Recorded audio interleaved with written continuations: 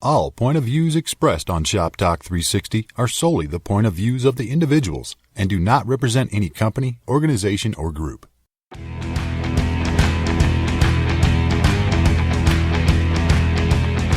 Shop Talk 360, the industry's dedicated platform for commercial design, construction, and facilities. With more than 25 years building for national retail brands, an award-winning and best-selling author, keynote speaker, industry coach, and event producer, here's our host of Shop Talk 360, Grace Daly.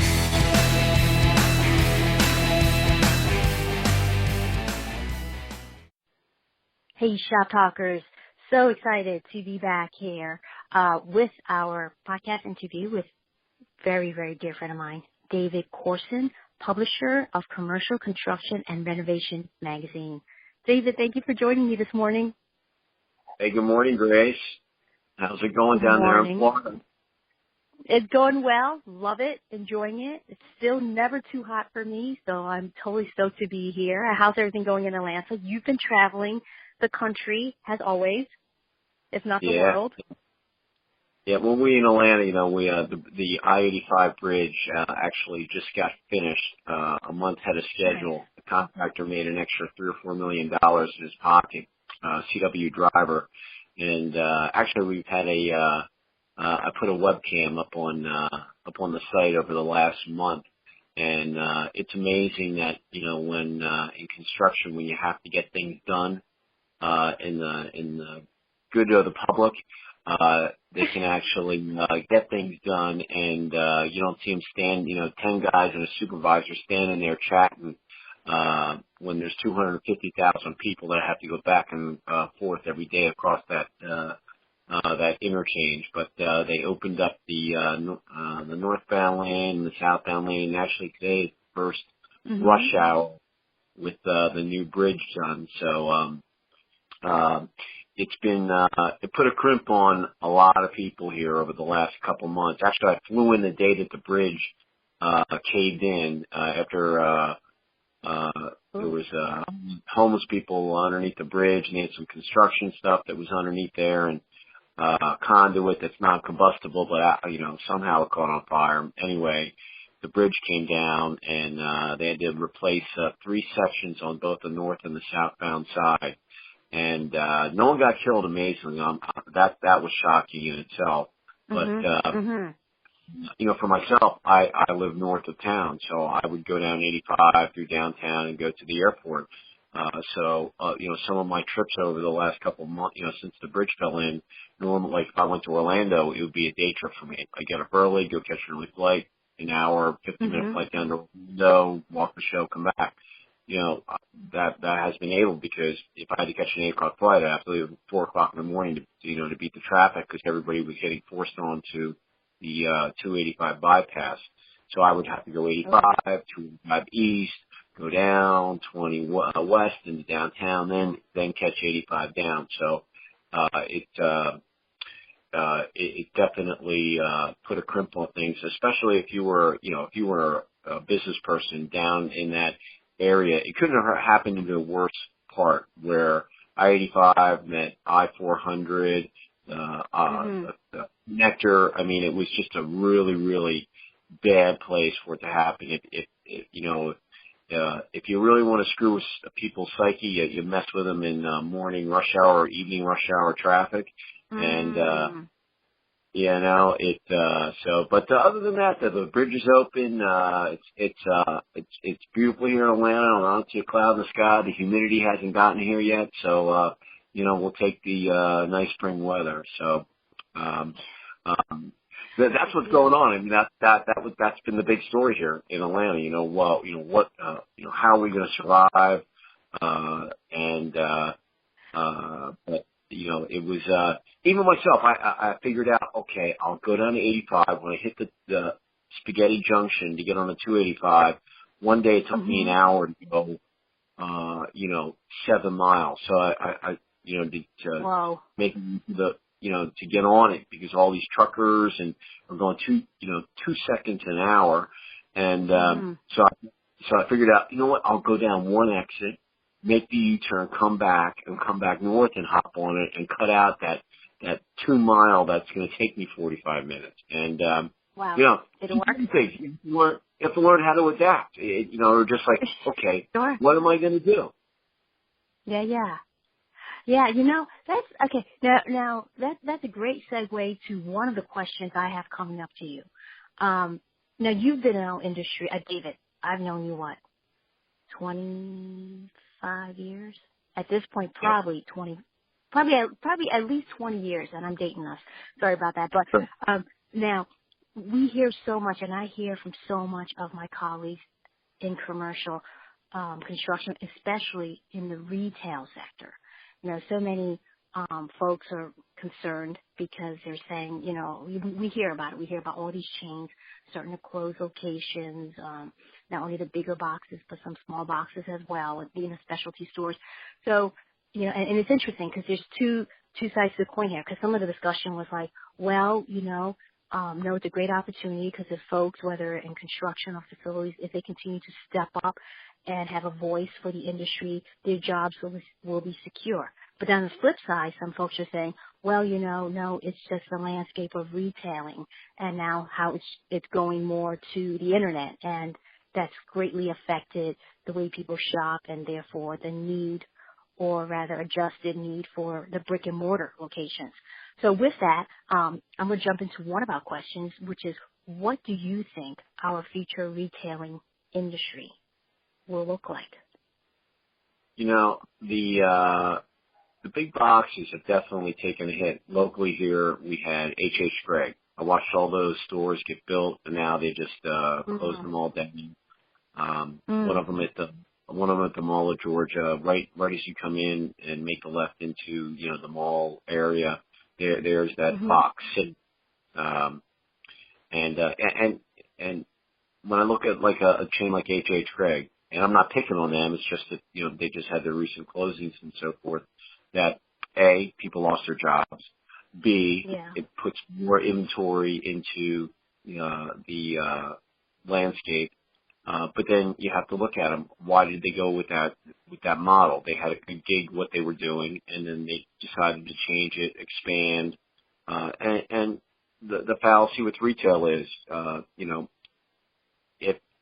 if you're not, you can't make more money unless you're growing, because every store, like a CVS, they know how much money they're going to make every month, depending on what the holiday is. It's not like one month they're going to just crush it. You know, they know what they're going to do, so they've got more stores to keep their stockholders happy, et cetera, by making more money and so forth. I think that some of the luxury brands have taken on the scale. I mean, Polo just closed their Fifth Avenue store, and or are about to. I mean, that was in the news. Sears definitely is on shaky ground. They own a lot of real estate. I kind of look at them as an owner-developer as well. We have the Gwinnett Mall just south of me here. It's an old piece of property. It needs to be redeveloped and revamped. Retail across the country, when you look at the job employment numbers, those retail's down. People, you know, they're not hiring or they're laying off, et cetera. So, and Amazon stock is going up. A lot of people definitely are shopping online. If you're going to buy, just like my wife the other day, she bought me some Cliff Bars. I could have gotten them at the store, but I think I saved a buck on the box, and I got free shipping, and they showed up in 2 days. So, you know, certain things that, just as a consumer, that I don't have to go out and buy and shop, that I can buy online, and if they're going to offer me free shipping, you know, I'm going to take advantage of that. Where other things that I'm going to have to go in and touch, see, et cetera. You know, would I buy a car online? No. I might surf a car online, but I'm going to go out and want to drive it or sit in it or so forth. Same thing with clothes. Very, very tough thing to buy clothes online. And I'm not hitting on any of the online retailers and so forth. But case in point, we have the Georgia Swarm. They're the professional indoor lacrosse team here in Atlanta.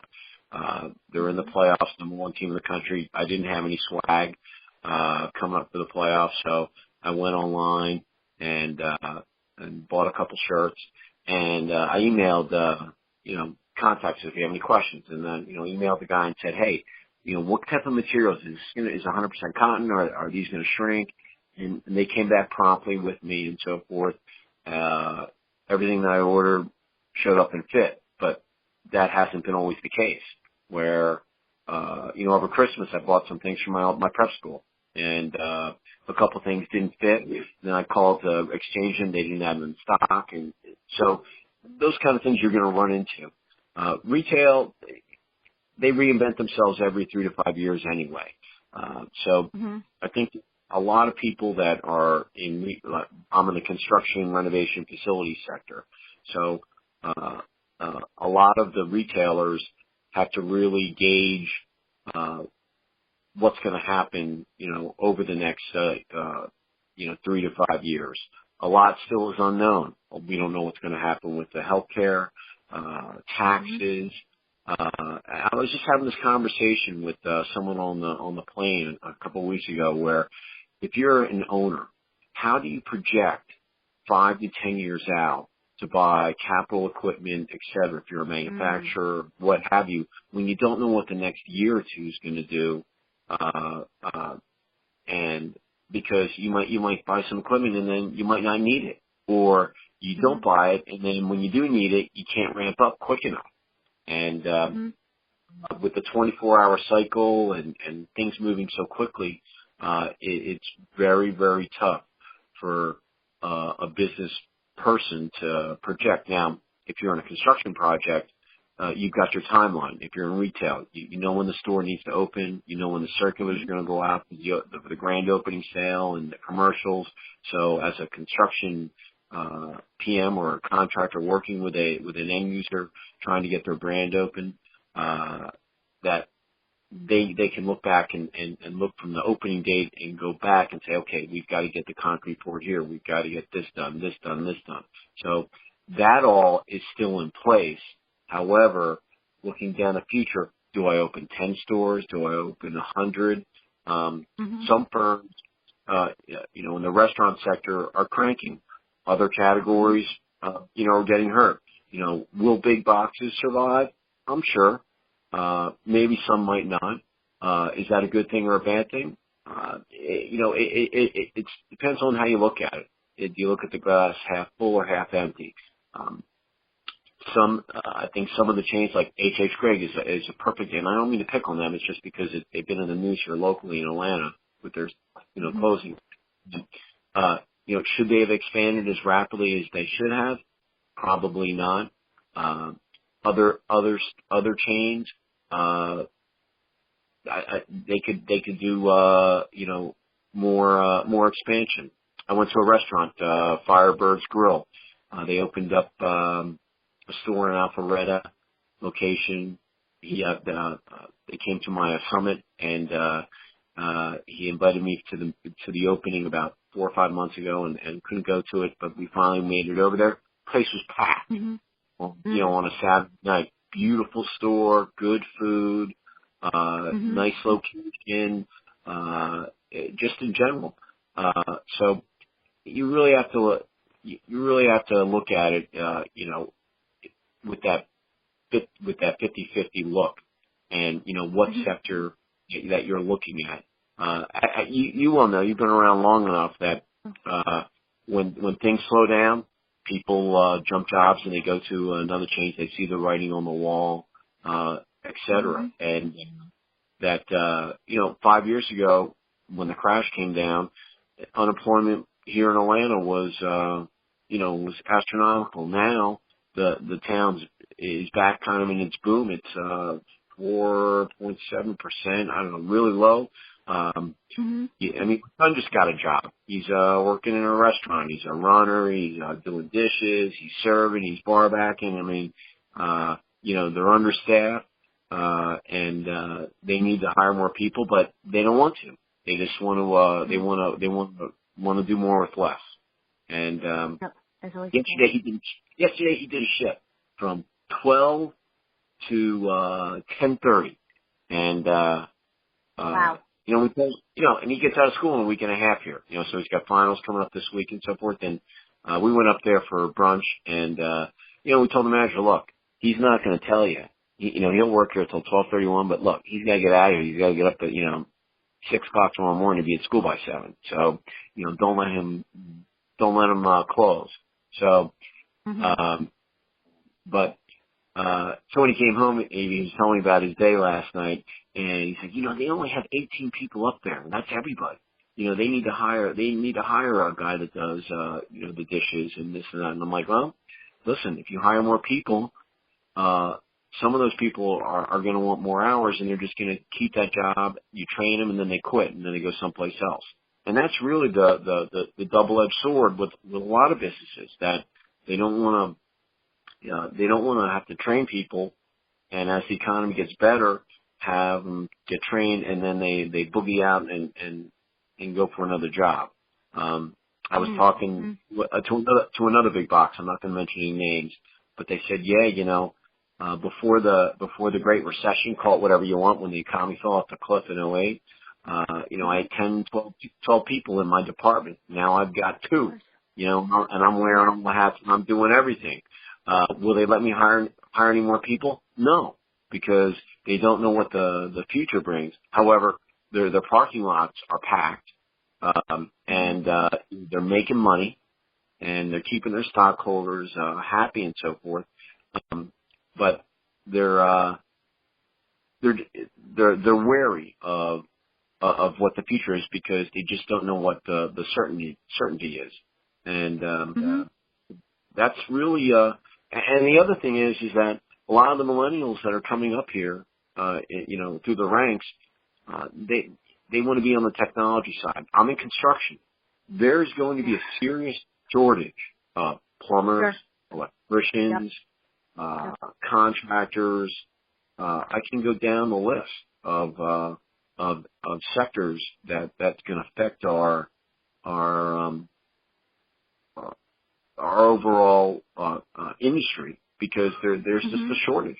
A lot of contractors that I deal with, they're big boys, but then there are family-owned businesses and so forth that they don't have, their siblings don't take it over. Case in point, my parents.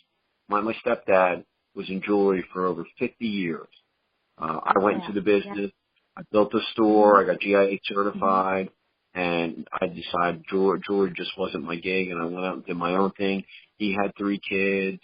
One's a doctor, one's an arbitrager, and everybody did their own thing.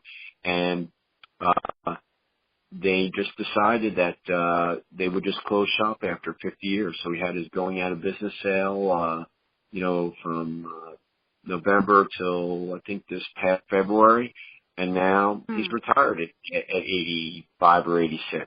And that name in Ohio was synonymous with jewelry. Weber's, it's no longer. And there are a lot, and I can look at our industry. There are a lot of businesses that are family owned, that their siblings or owners that are not, they don't have anybody to give it to, and they're just going to end up shutting their doors, not because they don't know the business, but just because it's time to retire or so forth. I was talking to one of my architect buds. He said, we've come back and business is good, but if we don't want to hire, if we get too busy and we can't carry the workload, I'll shop it out to one of my other buds and I'll partner with him, and we'll get the job done that way versus turning it away.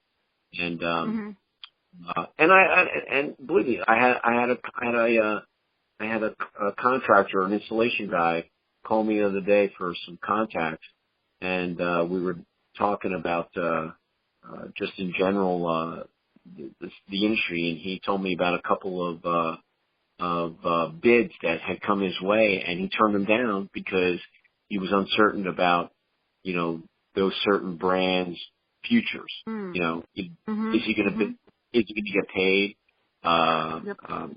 Or should I really focus on some other guy in other areas versus where my main part of my business has been? A lot of businesses, especially on the facility side, where they might be, okay, I just do HVAC, cleaning, or flooring. Now they're diverse and they do everything. And and you being on from a facility oriented, history, you used to have all these specialized guys. Now guys, they they're turnkey. They want to offer everything. So competition is fierce. Yep. But that's. Go ahead. I'm sorry. So you brought up some really good points. With not only the change and future shortage coming up, and we've had many discussions at many of your roundtables at your retreats about this. So it's definitely a concern that's growing, and it's going to have to be addressed at one point or another when it comes to shortage of tradespeople. Boots on the ground. That need will never go away. It's interesting too because over the weekend, my kids were showing me some video about this. It's the first home, a smaller home, but it was a home that was built with a 3D printer, which is amazing. So it makes. But you can only take that so far. You're still going to need boots on the ground. So. I don't know. Technology is definitely changing our industry. I always kind of feel like our industry, when it comes to not so much design, but more like construction and facilities, I always kind of feel like our industry compared to other industries, whether it's healthcare or just other areas of businesses, our industry seems to be the later, if not last, industry to really embrace technology. And I think we're at this cusp where it is being embraced, and not only that, but from a retail standpoint, it's being affected on the way the consumers are buying. So obviously it's being embraced in many ways, not only from a building standpoint. But it's interesting, I don't know if there's a real popular video out there on YouTube, and it shows this home being made, I think, in like one day, and it's fully ready. And actually it's all with running water, plumbing, electric, and everything is fully fitted out. And it's made with this giant 3D printer that's, that's forming these houses with concrete. Obviously not plastic, with concrete. I mean, it's just kind of wild. Yeah. But yeah, someone has to take those materials, and the 3D printer can only make the material. Someone still has to install it. Put the drywall, screw, those things, unless you're going to get robots. Yeah, unless you're going to get robots to do all that stuff, you're still going to have hands-on to make sure that, things are getting done, correctly. It's just like a driverless car. Do I want to get in one of these things? I don't know. I mean, I've never been in one. Not until they work out all the kinks. I mean, not for a couple of years. Yeah. It's pretty wild. Do I want to do one of those things? I don't know. But do I have any problem, placing an order, on a screen for some food and swiping my card and then just having it delivered to my table? Do I have any problem with that? Absolutely not. You look at McDonald's or any of these fast food chains that are all going with the apps and, pre-order or, you don't have to deal with the cashier. You just do it yourself and your food comes to your table, et cetera. I think that's all great. Does it help the employment? No. But that's technology. And all the different apps that are out there. However, case in point, like Chick-fil-A, when I go through the drive-thru, they have the people standing out there. Good morning, can I help you? Can I take your order? I kind of like that interaction with an actual human being. Then sometimes, with the technology and talking to a computer or just a touch screen and so forth. That's it's just like my magazine. I'm old school. I don't like reading stuff online. I spend my whole day online on the computer. I like the paper. I like the paper. I want to look at it that way. Every time it comes from my printer, when I put an issue out, when I open the box, when it shows up in my home office, I open the box up, I'm looking at it, I'm smelling the fresh ink and the paper. It's just finishing, like that house that 3D printer built. Once it got finished, the printer doesn't have any pride in it, but the people that installed it do, and they can say that, they completed something. And, who was it? Stephen Hawking said, that, in 100 years that, technology is going to take over the world, and subhuman intelligence. That'll be the biggest danger. It's not going to be nuclear war or plague or anything. It's going to be the computers taking us over. And who knows? Maybe that could happen. I don't know. But in construction, you need technology. There's no doubt about it. With all the collaboration, it's sped up the process. It's cut down on the, the punch list and the problems that are here. You can sit at your desk and be a director of construction, have 100 projects going on. You have a camera at your site. You can look at everything. So if there's a problem, your superintendent can take a picture and shoot it to you. You can make a decision in a split second, where 20 years ago, you'd have to, get on a train or a bus or a plane and wait a couple days. And so, technology definitely has improved, those things. However, you're still going to have people that, hammer, unless there's robots that come in and do all that stuff. Even all the prefab stuff that comes in, you still need people to get it off the truck, make sure it's installed correctly. Yeah. And so, I feel for a lot of the people that are worried, but then again, innovation breeds competition, et cetera. And construction, like you said, retail, it's probably, we're the last ones to kind of, embrace it, but it's inevitable that it'll be there. But it's also inevitable that if you need your garbage disposal replaced, and you're not that hands-on, you got to hire a plumber to come in and do it. And it's not going to be a robot. So no, so, definitely the need is there, and maybe that need eventually will help the folks, the tradesmen, the tradespeople that we need, boots on the ground. Maybe that'll help increase that population, that declining population.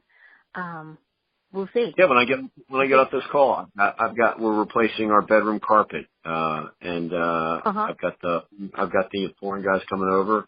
They gotta move all the bedroom stuff. They're gonna rip up the carpet, rip up the pad, put the new pad in, put the carpet, and then put everything back together, in a day. I mean, not a huge area, but you can't do that with a 3D printer. You can make a carpet, but someone still has to deliver it. Could it be a driverless truck? Yeah, but someone's going to have to bring it off the truck. It's not going to be a robot, and they got to install it and so forth. So, case in point, there's going to be hands on. I don't know how many guys are going to be in this crew, but I'm sure they'll have 3 or 4 or 5 guys. They'll come in there, boom, boom, boom, and they're going to be gone. And, new carpet will be in there. Sure. So, absolutely. Personally, I wanted to go carpet tile, but, my wife was, no, we want to get carpet. And I'm like, all right, you get a stain or something. Carpet tile is the way to go. Boom, you paint it. Carpet tile is nice, yeah. Sure. Carpet tile. Pick up that section. So, cool. Yeah.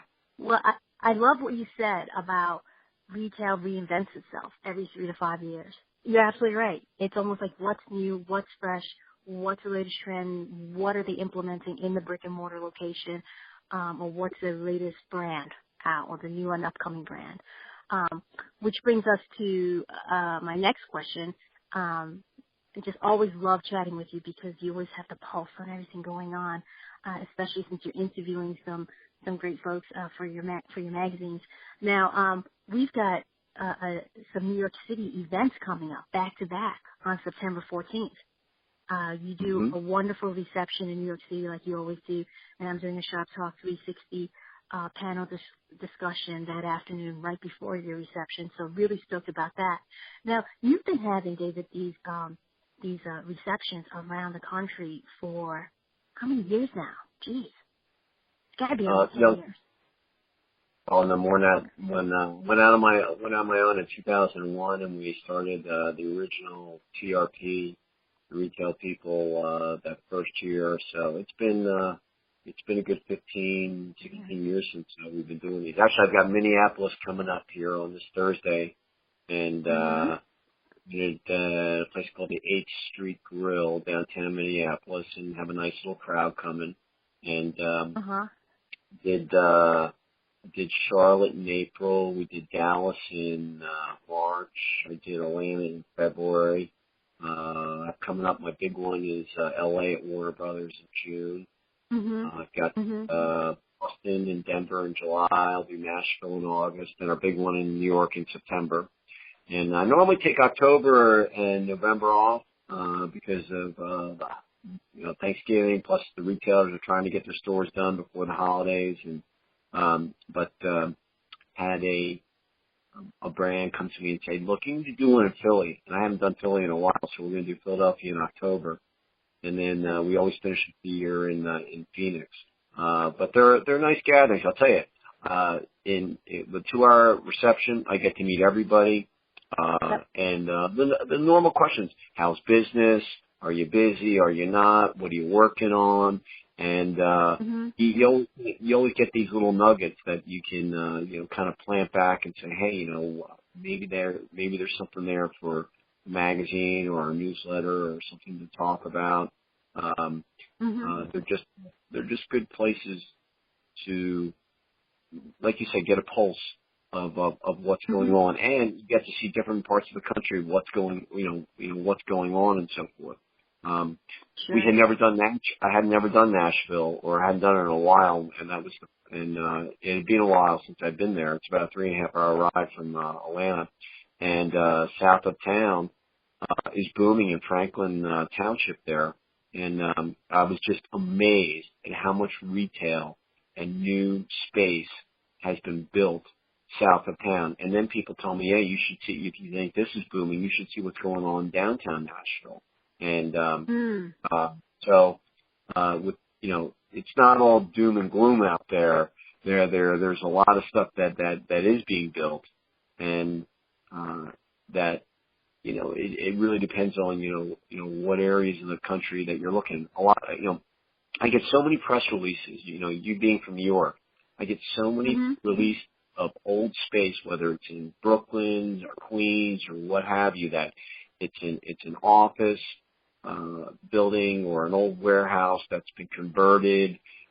They make it sustainable, and now it's a reinvented place that was dormant for X amount of years, and now they've revitalized it, and now it's being used again. So, and that's a positive. And with some of the and with some of the stores that are closing, some of the big boxes, they can get rid of some tired old locations that weren't probably making money. Hopefully, be able to sublease those out or sell that real estate off to someone else, to someone having it redeveloped if they have to knock down those buildings and put something else up there. So be it. Case in point, we used to have right at 285 and 85 here in Atlanta, they used to have the Ford assembly plant where they built a Taurus when I moved here in 92. Now that whole plant is gone, and it's a whole row of automotive dealerships, and all of those buildings are all new, et cetera. When I went to do my site visit for my retreat in late September down in Biloxi, Mississippi, I'd never been there before. Never been down there on the coast. So I went in there, not knowing what to expect, flew in late that night into Gulfport, 15-minute ride to Biloxi. But right when we were getting off the onto the highway over to Biloxi, there, 3 or 4 auto dealerships were all being built, and then some surrounding, retail and so forth. You think of Mississippi, it's not Manhattan, but they're building stuff, and then with Katrina, that had come in and wrecked a lot of stuff. Some stuff is wasn't rebuilt, but other stuff was. And the hotel, the White House Hotel that we're doing, it was a little building that was there. It got wiped out. They rebuilt it and they expanded the property, and now they've got a beautiful hotel there. And so it's reinventing themselves to bigger and better, and just you got to look through the silver lining in things. Like I said, you have to look at the glass half full or half empty. You got to stay positive, and look at the bright things. When the bridge collapsed, boy, was it, that was doom and gloom. But 2 months later, boy, the contractor kicked tail. They built that thing, brought the new beams in, laid the concrete, striped, and they got it done. And now it's a thing of the past. It's we're actually going to do a story on that project with a before and after. But it's really a good story about patriotism, hard work, pulling the bootstraps up, going, hey, all right, we all have to come together here. All you Atlanteans that used to take 85, look, I know it's going to be an inconvenience, but just bear with us. We're going to get it done. And I give the DOT, I give the mayor, I give the contractor and all the workers that work 24 hours a day and to get all that done. Because, listen, Atlanta's the biggest city in the South. 85 is a major corridor for a lot of things. I mean, you name it. If you're a retailer, a lot of goods get shipped on that road. And so it affected a lot of business, whether you had to make it to the airport or you're trying to get, and it happened right that a couple days before spring break. So everybody that's going down for spring breakers have to go through downtown Atlanta on I-85. And, but when you look at it, that project, if there wasn't the rush, the necessity, that even though it was a state road, it's also a federal project. And how slow the government works, that, normally that project probably should have taken a year and a half. They got it done in 2 months.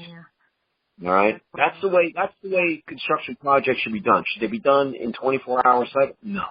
But should they, when you drive around and you see guys standing around just collecting a paycheck and not getting stuff done, hey, I'm more of a, hey, let's get her done and move on to the next one.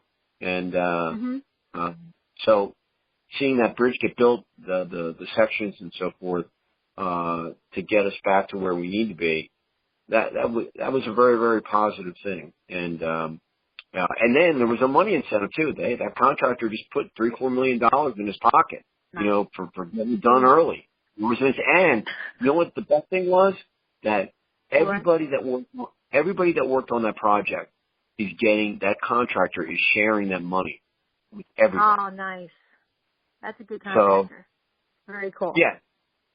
I just heard that on Friday that the contractor, the bonus money that we're getting on this project, we are sharing with every person that worked on this project. He's going to get a share of that money. Now, hopefully they give it all to him, but the bottom line is that's what they're playing it. So that was a very positive thing that came out of it. Oh, absolutely. And that goodwill in itself will come back in tenfold to that contractor. Good for them. Very, very cool. Yeah. Now, I'm gonna take the road on Thursday. I'm flying out Wednesday night. Normally my receptions are 5:30 to 7:30. So Minneapolis, I normally would fly out on a Thursday morning, get to Minneapolis midday, check in my hotel, get some email done, and then take the train downtown. But because of the bridge, I'm going out Wednesday night, so I'm going to go over the new bridge Wednesday for the first time, and it'll be exciting. I'm like, ooh, nice. Very cool. I love that about you. You get so stoked over this, and this is awesome. That's awesome. Oh no, I can't wait to look at the new asphalt and the paint. It was only, it was 3 sections that they had to build, but it's going to, so I've had the webcam up on my site now for, a month or so. And, so I've been watching it, and, but, now you've seen it completed. Now you can go up and say, wow, they did a really good job. And, listen, you can see it's like watching a sports game on TV, but when you go and watch the game in person, completely different. So I can't wait to drive over it and say, wow, this is amazing what they did in a couple of days. To your point, you'll have to do a story on this. Very, very cool. I mean, that's a major major city. Oh, yeah. No, we're actually putting that story in our July-August issue. The only reason it's not going to make May-June is because the project, we weren't sure if it was going to be done. They said they were going to get it done before Memorial Day, but, I didn't believe it until I, saw that when it happened. We probably could get it in the May-June issue, but no, I'm going to slide it for July-August and let it go, and we're going to do a little before and after and talk about how, the timeline and the construction process that went on. But listen, if you were a restaurant or a retailer in that section of town, your bottom line, you got crushed because no one could get there. Yeah. And that was, and if you're a hotel, or if you're even a person living there. I mean, there were people that lived there that were complaining because they didn't want the work to be going 24 hours because they couldn't get any sleep.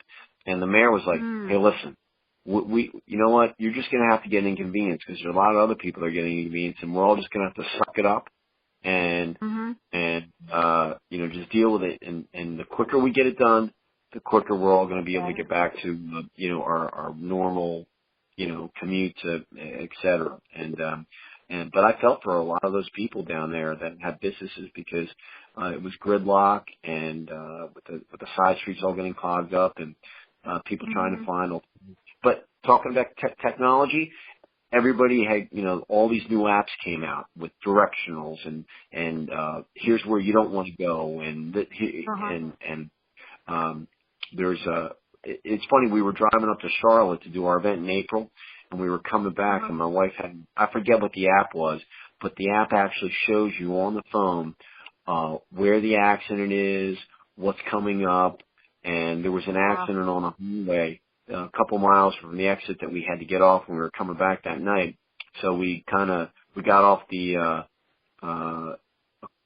about 10 miles before the exit, and we took the side roads to get back. But it was dead stop traffic. If we didn't have that app, we would have got on there and we would have just been sitting there.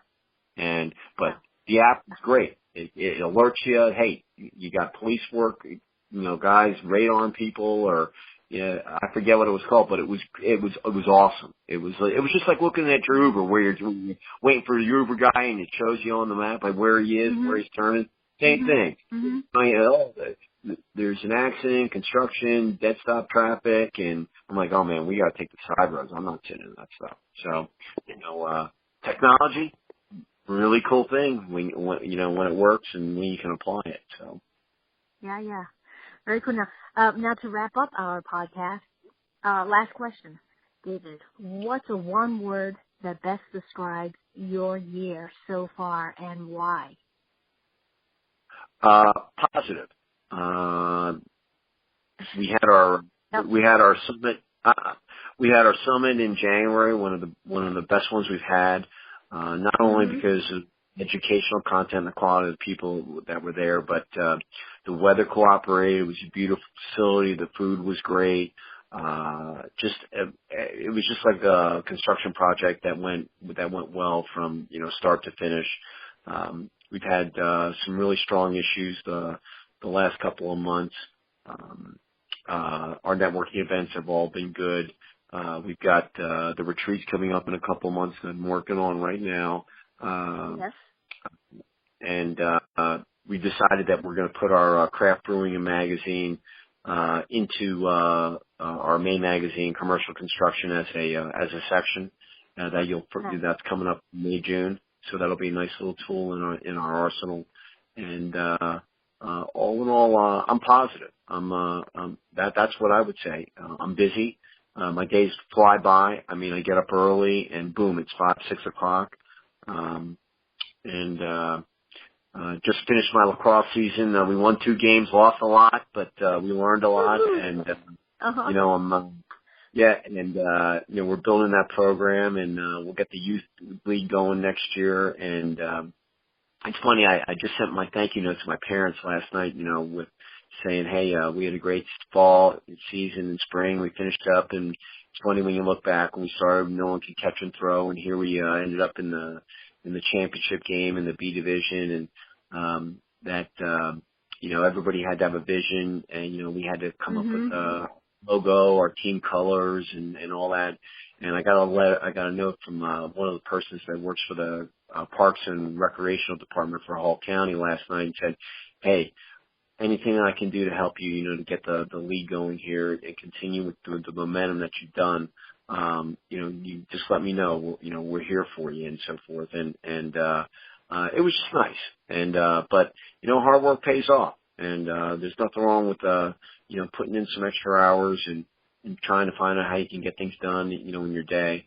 And it was just a nice reward. So that's finished. Got my old guys league starting here in the summer. Normally the summer's kind of a wind down time, but we have our retreats and so forth, and being in publishing, we look out 90, 120 days out, and but that would be my word, positive. Very positive. Going down for the second half of the year, and boy, Christmas will be here before you know it. It certainly will. Real quick shout out to our listeners. The Women's CCR Retreat is in Savannah, Georgia, and that's going to be August 3rd through the 6th. And the General CCR Retreat is in Biloxi, Mississippi, and that's September 28th to October 1st. I've been so honored and involved with David's retreats to be part of it, and also to interview folks on it. And one of the most common feedbacks I always get is they love the interaction and the face-to-face. It's just invaluable time. So I strongly and highly recommend for many of our folks to reach out to David and join these not only the receptions but the retreats, because it's this type of time, the face-to-face time, it's invaluable. It's absolutely invaluable, especially with this technology that's replacing so much of our communication and how busy everyone is. But everyone I've spoken to have always found such a productive and also fun time, because what we do, we got to have fun in it. Otherwise, why do it? So, David, thank you so much for chatting with me this morning. You are definitely one of the most positive and productive people I know.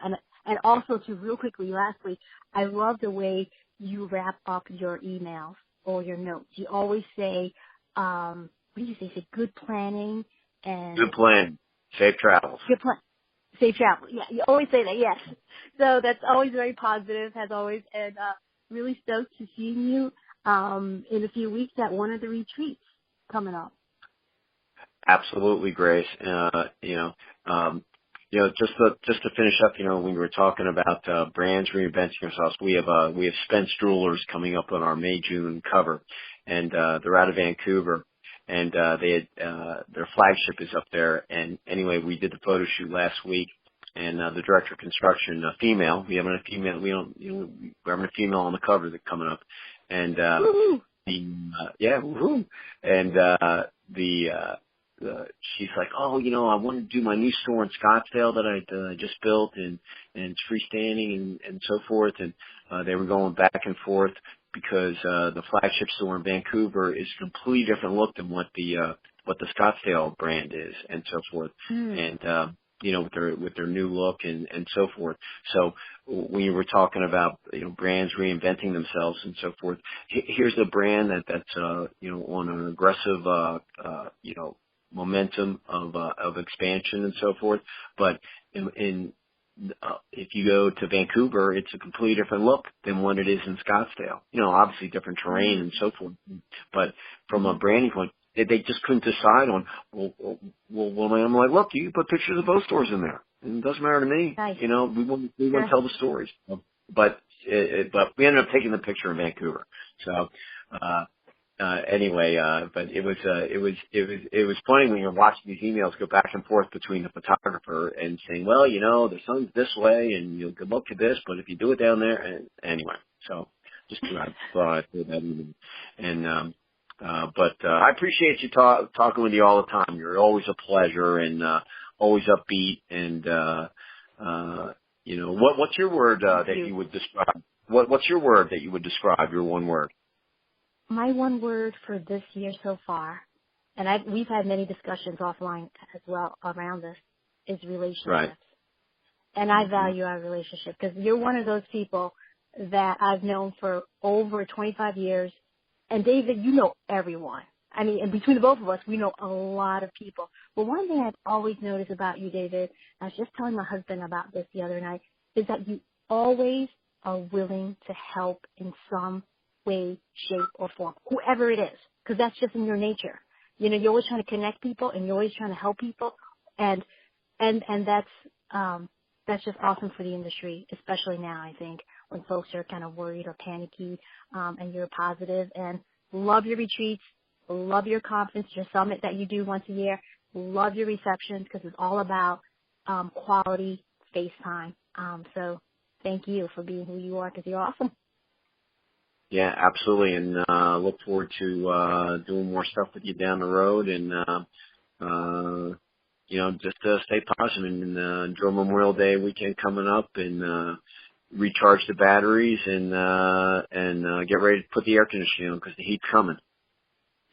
All right, David Corson, publisher with Commercial Construction and Renovation Magazine. Thank you so much. We'll talk soon.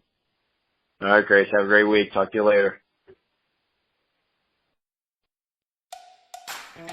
Thanks for joining Shop Talk 360, real conversations in the commercial design, construction, and facilities industry. You can reach out to us at grace@gracedaily.com.